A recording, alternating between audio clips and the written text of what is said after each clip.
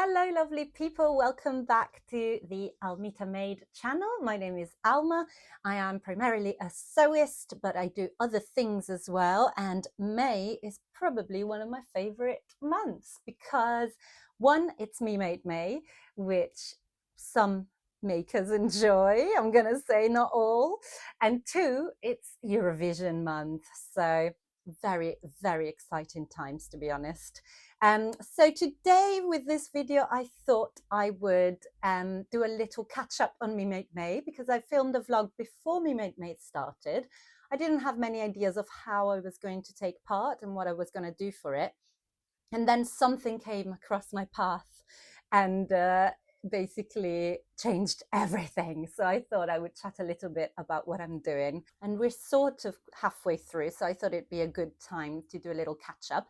And then at the end, I also want to talk about finally finishing the vanilla socks that I've been knitting for quite a bit now. So I've done it. I have a pair of finished socks. It wasn't easy. There were things that went wrong along the way, things that I changed along the way as well. So I thought they deserved their own little moment in the limelight, those socks. So I'll get to that at the end. But first, let's talk Me Made May. So if you have no idea what I'm talking about, do have a look at my Me Made May vlog. I will link to it below so you can find out more about what it's all about and why I think it's a good idea to join if you're that way inclined. And there's still time. I think absolutely fine to jump in towards the second half. Why not? You've been inspired by what you've seen. Jump in, do a few posts. Why not? And basically, that's a good place. That other vlog is a good place to look at if you're not familiar with what Me Made May is. That is so hard to say. Every time I say it, I get tripped up a little bit. Me Made May. Anyway, this video is more of a let's see what we've been doing so far. So I didn't really have a solid plan. I thought that I would probably, I wear Me Mades every single day anyway. So that to me is not a challenge. That sounds so arrogant, but it's just not. I have a lot of things that I have made. So I will definitely wear something that I've made every day because I don't really have that many ready to wear clothes that I have in my wardrobe. Like physically, there aren't many. I've got a few t-shirts, a few sweatshirts, one sweatshirt, a friend's sweatshirt that I do love, and I do wear that a lot. But yeah, mostly my clothes are made by me. So Me Made May in that sense is very easy. But I was sort of feeling a little bit uncertain about how I was going to share my Me Made May because I post quite a lot about my makes on Instagram mainly. And then since I've properly started the channel here on YouTube, I've also been posting every single day. I've been posting a short, which is basically reels on YouTube or TikTok on YouTube. And so I've been posting a lot of that. And I thought, if you watch my previous vlog about Me Made May, I thought that I could maybe focus on doing a few more up close videos of makes or focusing on details and things like that for YouTube shorts. I did a few, and to be honest, they don't seem to be the ones that people watch the most. So I kind of scrapped that. And in between me filming that Me Made May vlog and the 1st of May, something appeared on my feed, and it's someone that I've been following for a while. So the account name is So Alish. I think that's how you pronounce it, but I'll write it down just in case I've said it wrong. Her name is Alice, and I have been following her for a while, but suddenly she's very present on my feed, which is great. And she came up with this idea of hashtag Me Made May, but make it weird. And she came up with a lot of prompts because May is one of the long ones. So 31 prompts for every day to give you a very specific guidance as to what outfit you could create for that day using your Me Mades. I know that this probably sounds like a lot of people's absolute nightmare, but some of you might know, most of you probably don't know, that I have a background in theatre. So from a very, very young age. Like at 4, I was on a stage singing, dancing, acting. So I read this post from Alice about these prompts, and my brain just started going at 1,000. I just thought, this is a chance to create some characters and play dress up. And I love that. Honestly, it's like she wrote it for me. I was kind of stuck and feeling a little bit uninspired. I was trying to think of ways to do May in a different way this year. And up comes this post, and I honestly got so giddy.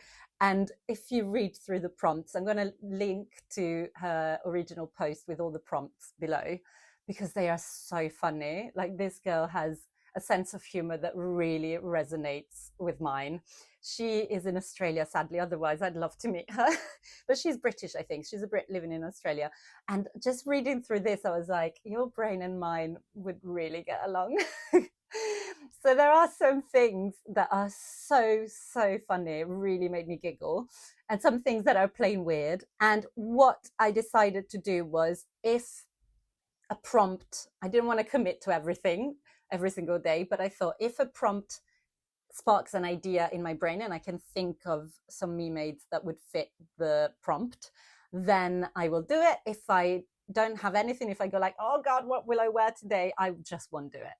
And also, full disclosure, I did film some of them in advance. I have been filming some of them in advance because some require a little bit more preparation, let's say. So I'm not necessarily, some of them I have, but I have not all of them are filmed on the day that I post them.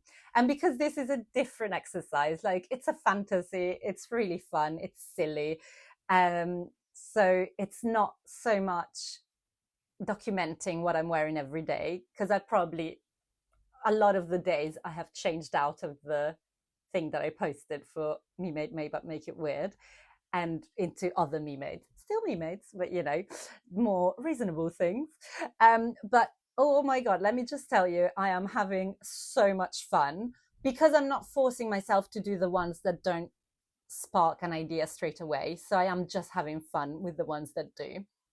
And I've put on Instagram, if you look at my page, I've put the hashtag on the cover of each reel that I've done for that, so that you can easily identify them.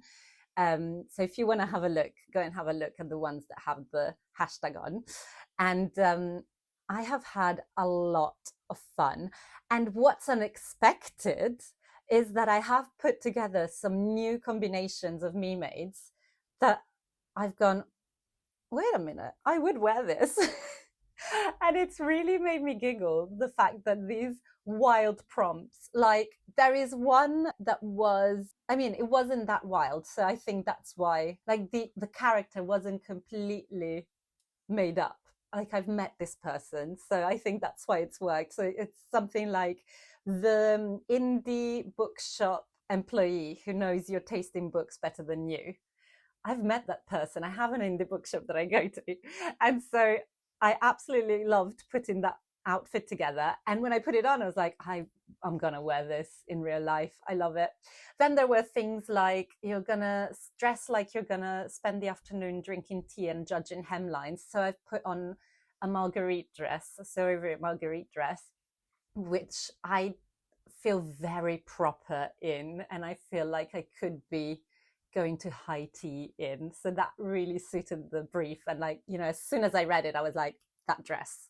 And that was so much fun. And then there were things like, let me think, one of the really wild ones so far, maybe it was the French woman. That might have been the first one. So dress like a woman in a French film that only owns one spoon and doesn't look at her phone, or something like that. So silly. And so I went inspired by Amelie, that film from the noughties. I think it must be the noughties or late 90s. Anyway, you get the general vibe. And so, one, I've been enjoying so much putting together these outfits, playing these characters, and also writing the description. So Alice, when she posts hers, because she's posting every single day, her outfits inspired by her own prompts. When she posts, one of my favorite things is because the outfits are fantastic and I get to see some patterns that I'm not familiar with. So I'm making notes as well. Beautiful makes, but what is really, really so enjoyable is to read the caption. Please go and read every single one of her captions because it's like a little character study, a very short story or something this girl can write. Honestly, I'm seriously, seriously obsessed with this whole thing. And reading the captions made me inspired, like pushed me to try and do similar things. So when I've dressed up as the character from the specific day, I'm writing a sentence or two to give a vague idea of like who this person is. I am honestly having a lot of fun. It's getting my creative juices going a lot.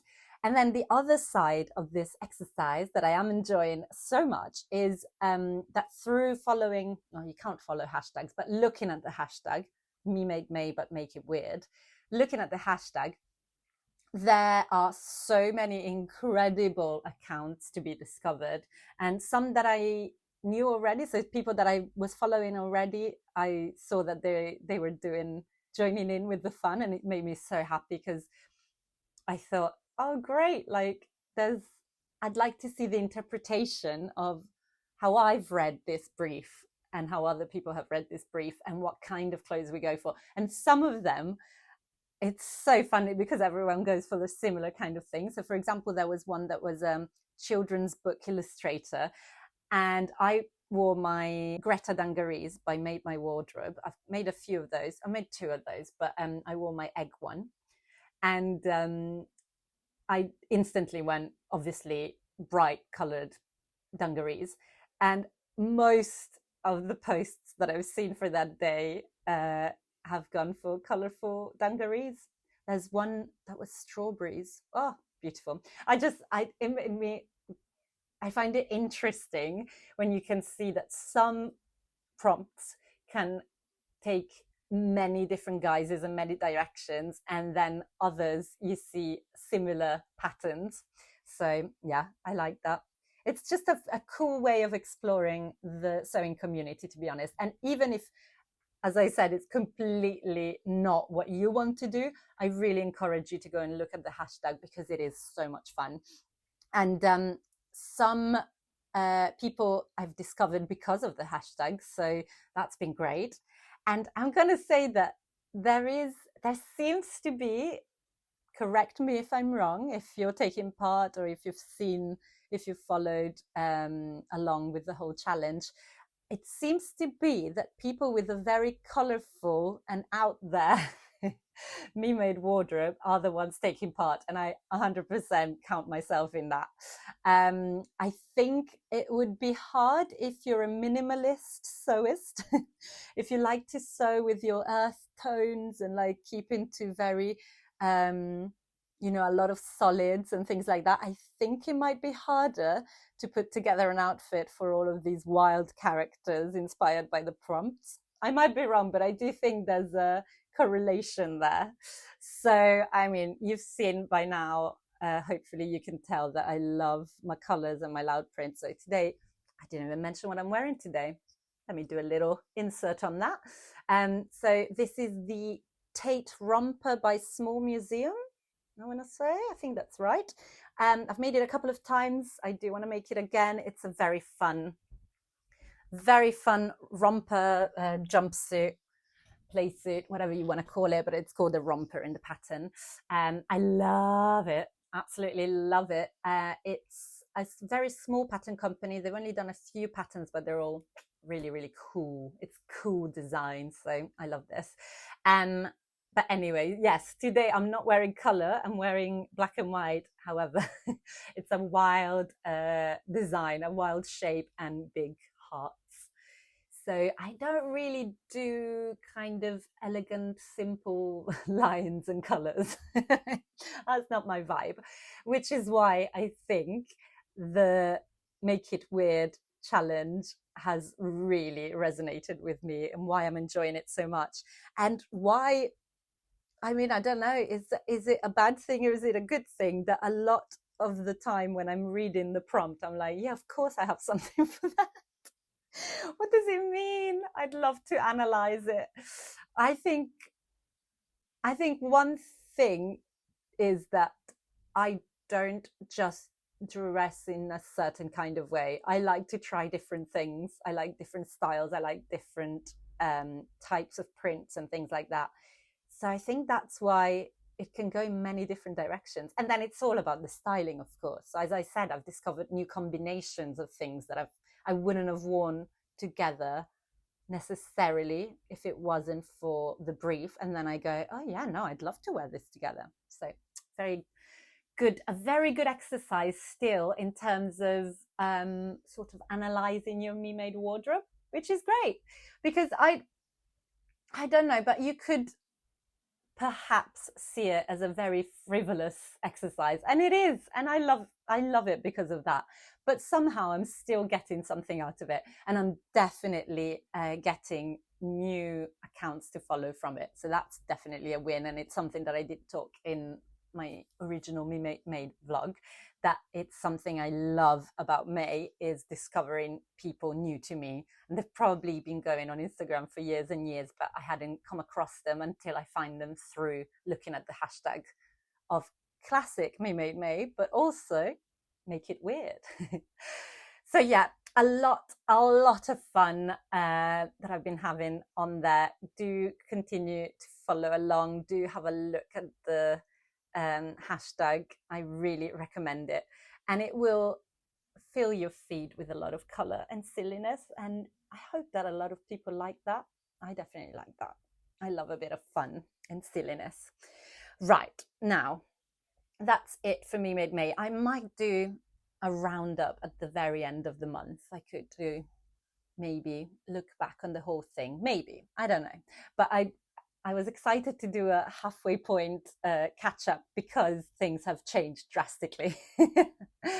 And yeah, hopefully that was interesting to you. And maybe you hadn't heard of the Me Made May But Make It Weird hashtag and challenge on Instagram. So hopefully I've brought something new to your life and some color and some fun. Now, I want to move on to talk about something that I finished after quite a while. I'm going to say I started this project over a month ago, and it is my socks, knitted socks. Here we go. Ta-da! First of all, I'm very excited that they're done. That feels like an achievement. So these are not my first pair of socks. They're my third pair of socks, but the first ones in a long time, like a few years. I'm going to say 2 or 3 years minimum that I hadn't knitted any socks. And previously I'd followed some patterns. So I'd done one out of the 2 kits, actually. Both of the previous socks that I've made, knitted, were from kits. One was a Wool and the Gang kit, sparkly disco socks, I want to say. The other one was some quite elaborate pattern-wise kit from West Yorkshire Spinners. That's it. So I had made socks before, but this was my first time doing some plain, very plain vanilla socks, which is what this type of sock are called. And I followed along with, I bought a pattern and followed along with a tutorial, incredibly thorough tutorial by the Crazy Sock Lady here on YouTube. And she has the tutorial for every possible method. It's amazing. I mean, I'm so grateful to her for taking the time to film all of those, because it's really, really good to follow along. So I knitted one sock with I think it's this one. No, it's this one, the worst one. I knitted a first sock using the magic loop method, because that's the method that I'd used on my previous socks. And I thought that was my favorite thing and I liked it. And then I started getting a lot of laddering, which you can still see there, which we're going to live with. And that's because with magic loop, you sort of fold the thing in half. So you have an edge on the edges. It's likely that you'll end up with laddering, and you can tell that I got better at it. Let me see if I can show you. you can tell I got better at it because I looked up the issue and looked for solutions. And so at the start, this is a cuff down sock, I should say. So you start here, and at the beginning, lots and lots of laddering, and then it gets a lot better. So that's the same spot, but the laddering goes away. So I did get better at it, and it must have been just me being out of practice and things like that. But it is something that can happen a lot when doing the magic loop technique. So I looked up, I did a bit of research, and the shorties needles kept coming up. So shorties are 9-inch knitting needles. I might go and get them actually. I've got them in my little pouch. If you haven't watched my recent makes vlog, go and have a look because this is the cutest. And at the moment I don't have a project in here because I've just finished my socks, but there will be more socks going in, I'm sure. So with the shorties, this is it. They are really short, 9-inch circular needles. So the 9-inch, I know there's probably lots of very experienced knitters watching. I'm sure that you don't need to hear this, but in case any sewists have hung around and are dipping their toe, thinking of dipping their toe into knitting, this might be interesting. So the 9-inch refers to the cable, so how long that is. The size of the needles is then different. So these are 2.25 millimeters. I mean, that's crazy tiny. Woo. So I use the smallest ones for the ribbing, and I'll talk about ribbing in a bit extensively, don't you worry. And then I use 2.5 for most of the leg, but they're both the same length of cable. That's the crucial thing. And they're tiny. I mean, when you look at it, when I ordered them, and Pat just started laughing and he said, so you're making jumpers for squirrels now? Because they look ridiculous. They don't look like you can make anything that a human can wear with them, but somehow it works. Can you see? So fun.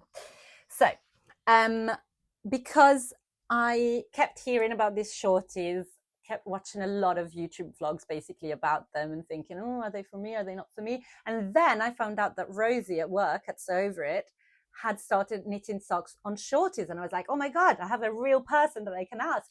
And she loved them. And I started looking at brands, and there are some very, very good ones that were a little bit pricey for me at this moment because I don't know how many socks I plan to knit yet.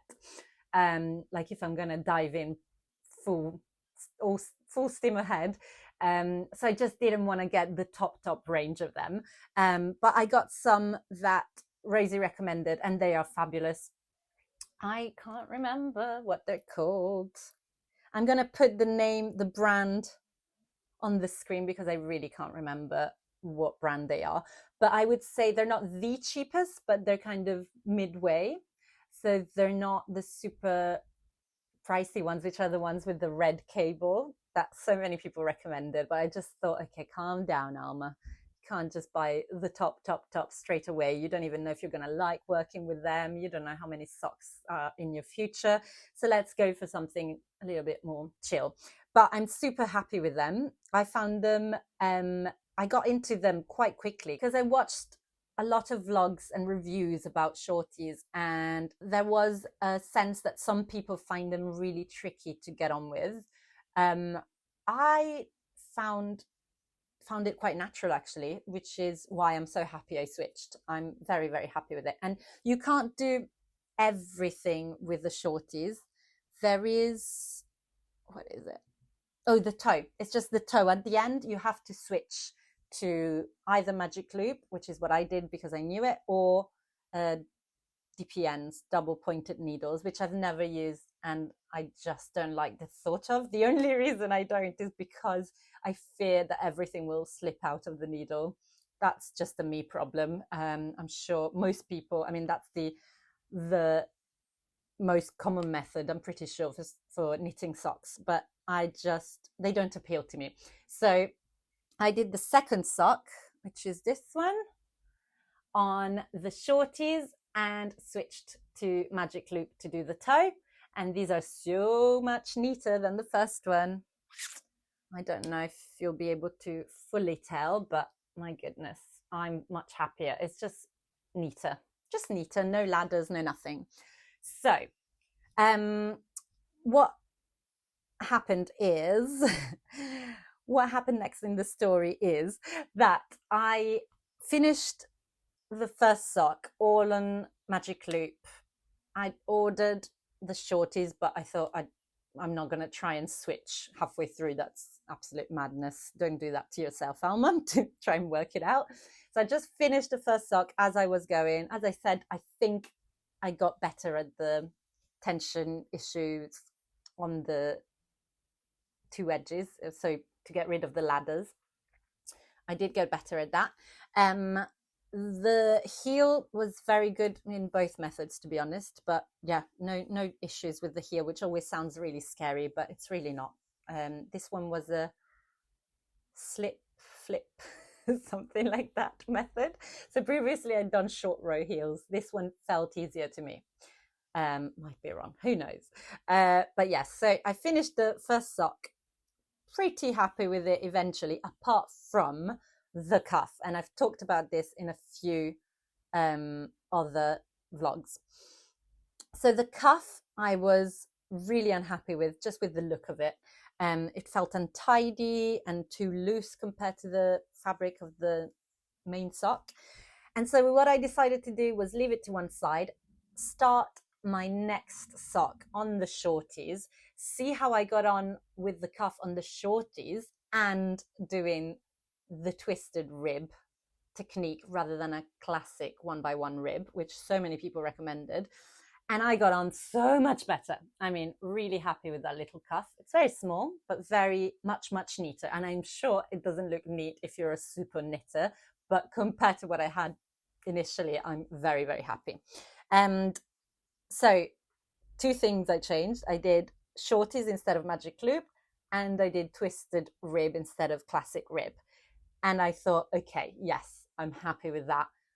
Once I finish the second sock, I'm going to go back to the first one, figure out some way that I can re-knit the cuff the same way as the second sock, because that is what I'm happy with as an end result. So got on with my life, made the second sock, which, by the way, still has lots of issues. There was a massive hole here where I turned the heel. But I fixed it as best I could so that it won't unravel, and that's okay. I wasn't looking for the best pair of socks ever made with these. I just wanted to reignite my interest for knitting socks and familiarize myself again with the techniques, and these have definitely done that. So finished the second sock, very happy, all on shorties and the toe on Magic Loop, all done. Off the needles, happy. I'm going to insert here a little reel, a video that I filmed just on my phone for ease, talking about the cuff and what I ended up doing, because it's quite complicated to explain with the finished sock. And hopefully you'll be able to understand what happened next. So I didn't like the original cuff that I'd knitted on this vanilla sock. So here's what I've ended up doing, and I've no idea if it's an allowed method or correct. It sort of worked, I think. So here's the original cuff, which is much looser, if you can see. And what I did was leave it on, so didn't remove anything in case something went wrong. I picked up the stitches of the lilac, so of the leg of the sock. I picked up all those stitches and I just started knitting a new cuff, which is this one. And I knitted it on shorties, on 9-inch circular needles, smaller size than what I use for the leg, and then did a bind off. And I think now it matches much better. You can hear Roy shaking in the background with my second cuff. So we have definitely not twins, but we do have sisters at least. So what I'm going to do next is unravel this inner cuff. You can see the difference, can't you? Am I going mad? I think it's so much better, like so much neater than these loosey-goosey. I'm much happier. So if I now hopefully unravel this, I will have a decent, finished pair of socks. And there you have it. I am honestly chuffed that that worked, because from asking around, it wasn't the consensus that I should try something like that. Some people did say, yeah, go for it. And there was, you know, a mixture of methods suggested. This one didn't seem to fully make sense to people, but I just thought in my head that makes sense. And also because I had the different yarn for the leg of the sock and the cuff of the sock, I thought that would make picking up the stitches along the top actually quite easy, because the yarn changes so you can see them so well. And so that's what I did, and it's worked. And then I unraveled the original cuff, and let me tell you, that was very satisfying. And I was just proud of myself for, you know, studying the issue and figuring out a way to fix it. And honestly, I am really, really happy. I can't, which one is it? Yes. So this one is the cuff that I re-knit, and it's fine, completely fine. And this one is the second cuff that I knit. Fine. I'm okay with that. Again, not incredibly amazing, but absolutely wearable. Now, we come to the next stage in our hero's quest for socks. So I try them on once I've finished both. I'm so happy with the fit, like impressed that this has worked. Very happy, put them on, and then I go, okay, now I block them. I go to block them, and again, the superwash wool, this is superwash merino. Can't remember the name of the yarn, but I'll put a picture of it up here. And I would recommend it in the sense that it feels amazing and the colors are really cool. But I don't know that I would recommend it in general because of what happened next. So I blocked them as per the recommendation, and they were huge suddenly. So the snug, lovely fit that I had when I finished them, and I made the smallest possible size. So I was gutted. I had a moment, honestly. I was like, what? Lots of swearing. Because you've put in all that work and it looked like it fit, and then I blocked it and it didn't fit because everything grew. So I was very, very frustrated. I started saying, oh, maybe I'll just give them to Pat, who's like a million sizes above mine. I just got very resigned that this hadn't worked, basically. And then I thought, you know what? I'm not going to wear them as they are. I am going to try something radical here. And if it goes wrong, I wasn't going to wear them anyway without doing them. So without doing this. And so I decided to just put them in the wash. What? I hear the screams of horror. I put them in like a wash bag in the wash at 40 degrees. I put them in a wash in a bag so they wouldn't get caught with other things. And I put them on to dry as well. I don't have a tumble dryer, but it's just like a drying cycle on my washing machine. And I thought, well, they're probably going to get felted. That's what's going to happen. I'm going to have felty socks. And maybe that's cute if they fit. And I'm completely resigned. And sometimes this happens. If you're resigned to the worst possible scenario, sometimes things go well. And it did go well because they shrunk a little bit. So now they are better fitting. I'm still going to say they're not perfectly fit like they were before blocking, but they fit a lot better than what they did after blocking. And they are wearable. I could wear them definitely around the house, and maybe in winter I'll wear them with some wellies. I think that could work because obviously they're fairly chunky. But yeah, I'm so happy that I went for it, because otherwise I would have very ill-fitting socks. Now I have okay socks, and I'll probably put a picture or a video up of how they fit now on my feet. But yes, sometimes I think throw caution to the wind and try it. If it's unusable, if the project is unusable anyway as things stand, why not try something completely different? And you might end up with a pair of wearable socks. yes, I am happy eventually. Oh, and the main yarn I've mentioned, but also the contrast yarn I bought at the Stitch Festival. So you can have a look at more info about that on my Stitch Festival haul vlog that I'll link to below. But that was also a worry. So this is a hand-dyed fancy yarn. And I suddenly thought when I went to block them, I thought, ooh, what if the hand-dyed yarn runs? Because it's a much darker color. So I did something when I first blocked them. I added some vinegar to the water because I've heard that that helps fix color. I don't know if that worked, but basically nothing ran. So I'm happy with that. And yeah, look, it was a very prolonged project and with obstacles along the way. But I feel like I learned so much or relearned so much. I discovered shorties, 9-inch circular needles. I'm definitely going to use those again. And now I want to knit another pattern. And I might, because I still have a bit of this yarn left and I don't want to get rid of it, but I might knit some socks in a smaller size than what I think I need if I find a pattern that has smaller sizes than an S. And then we'll see. Or maybe I just bite the bullet and buy more sock yarn that maybe isn't superwash. Now, my experience with this superwash yarn, which I hadn't used before, has been that it grows a lot because I used it for my Stockholm slipover by Petit Knit. And again, that grew so much and it annoyed me.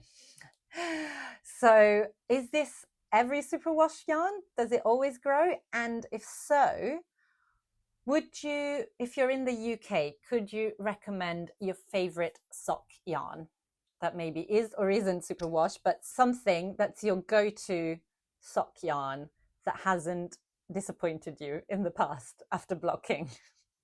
Also recommend some sock patterns. I do have my eye on Stone Knits. So she's on Instagram, on Ravelry for sure, on YouTube as well. I've seen lots of shorts that she's posted. And she designs the most incredible colorwork socks, which is something I would like to try. Maybe I need one more simpler sock pattern first, and then I'll try colorwork, because her designs are incredible. They have like little ducks on it, or no, like chicks on it, and little mushrooms and little shrimps. Like, I want that in my life so much. But they look a little bit beyond me yet, so we'll see. I'll work my way up to her. But other good sock patterns, bearing in mind that I don't really like patterned socks in terms of the stitches. So I've knitted some, the West Yorkshire Spinners ones that I did have an elaborate pattern on the top of the foot. It's not cables, but it's something intricate going on. And that's just not really my vibe. So maybe more like plain socks that maybe have a little bit of color in them. Not intricate color work patterns, but stripes, whatever. And maybe just plain vanilla sock patterns, but that you've got on well with. This, as I said, the tutorials are incredible, but maybe I need someone that does a slightly smaller size. I'm at size 5 in UK shoes, 38 in European, 8 in US. I don't know. Do I know all my shoe sizes across the world? I don't know. But yeah, size 5. So it's not a tiny foot, but it is smaller than what I've got here, what I've ended up with. So yeah, anyway, put your recommendations for socks, please, below, because I know that there's a lot of people with a lot of knowledge out there for knitting socks. So I'd love to find out what your favorites are. But there we go. I am satisfied that I finished this project, that I have something that I can wear, even if not every single day of my life. But perseverance is good. And perseverance is not always what I go for in terms of making. I have to be in the right mood. So this is something that I like about having a knitting project on the go. I had some moments where I just left it be and I didn't touch it, maybe like a week here and there. But I think that's good, because when I was getting frustrated, I just moved away and then came back with perseverance, because there's no deadline. There's no deadline to learn. Eventually it got done amidst my other projects, like, of the sewing and embroidery now projects. So cute. Sorry, I can't get over how cute he is. So there we have it, a little update about Me Made May. We're halfway through, and an update on the finished vanilla socks.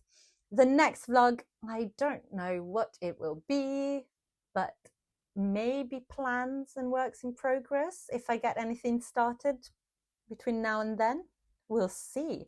But while you wait with bated breath for my next vlog, as I'm sure all of you are, please do have a look at my repertoire of vlogs. There's quite a few now on the channel, and I'm very proud of them, and hopefully they all bring you some company and some fun while you sew, knit, make, whatever you like doing. If you enjoyed today's vlog, do give it a thumbs up and subscribe to my channel if you haven't already. Thank you, thank you, thank you, thank you so much to every single person that has already. I am so grateful. Seeing those numbers go up, honestly, amaze me that anyone is here for what I'm chatting about. So thank you, it means a lot. And if you can spare a few quid, do buy me a coffee. The link is below, but absolutely no need to do that. Just give me a like instead if you can't. It's just as helpful. And as you await my next vlog, I hope that you keep making, keep chatting about making, and I'll see you next time on the Almita Made channel. Bye. I finished this product. What is it?